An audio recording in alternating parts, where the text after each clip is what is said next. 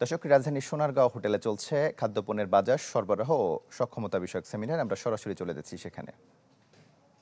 একদিন আমার বসে সাথে আলাপ হচ্ছিল, অনেক রেফারেন্স স্কিমের ফান্ড কিন্তু পড়ে আছে, এই ফান্ডটা আমরা এখানে ইউজ করতে পারি কিনা। এইসব ক্ষেত্রে তার কাছে মনে হয় যে আমরা হয়তো আরো বেশি করে আমরা ব্যাংকগুলো আরো এনকারেজ হবে এই সেক্টরগুলোকে ফান্ডিং করার জন্য।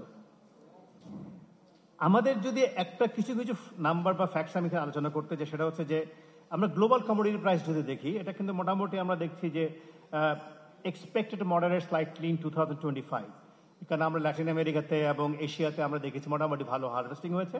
বাট আবার জিও পলিটিক্যাল টেনশনটাও আছে, সেটা also can work as a deterrent as well. আর আমরা দেখছি oil seed price will remain volatile, sugar and rice market are sensitive, যেহেতু আমরা আমাদের পার্শ্ববর্তী দেশ থেকে আমরা এক্সপোর্ট রেস্ট্রিকশন আছে, সেটা হয়তো হেল্প করছে না। আমাদের ইনফ্লেশন অনেক বেড়েছে, যদিও ফুড ইনফ্লেশন কমেছে, বাট এখন আবার দেখা যাবে সামনের সময় কীভাবে ইনফ্লেশন আমরা কন্টেইন করতে পারি।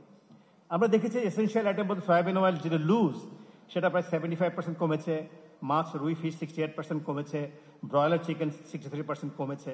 আবার ওখানে মুগ ডাল বেড়েছে, চিক পিস বেড়েছে, মাটন বেড়েছে, এগুলো বেড়েছে। এখন আমাদের আসলে যেটা ইম্পর্টেন্ট সেটা হচ্ছে যে আমরা ভোক্তা অধিকার ব্যাপারে যখন দেখি, যখন ওনারা এনফোর্স করেন, ওরা যে একদম চলে যান এন্ড লেভেলে, মানে যে সাপ্লাই চেনে সবার শেষে।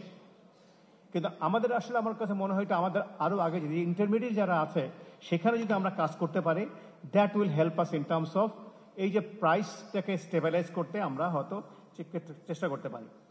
এখন আমাদের ব্যাপার কি হচ্ছে, আমরা যদি কমিশন যেটা কম্পিটিশন কমিশন যেটা আছে সেটাকে আমাদের আর এম্পাওয়ার করতে হবে, এবং সেখানে আমাদের ডেটাগুলোকে কীভাবে আর ইউজ করা যায় সেই ডেটার ব্যবস্থা করে। আনফর্চুনেটলি আমাদের ডেটাগুলো অ্যাভেলেবল হয়, সেই ডেটাগুলোর অথেন্টিসিটি নিয়ে অনেক সমস্যা আছে। আমাদের কম্পিটিশন যেটা 2012 আছে, সেটা উইথ অ্যান্টিট্রাস্ট প্রভিশন এটাকে আরো ইমপ্রুভ করতে হবে, সো দ্যাট কার মনোপলিস্টিক সাপ্লাই চেইন কন্ট্রোল।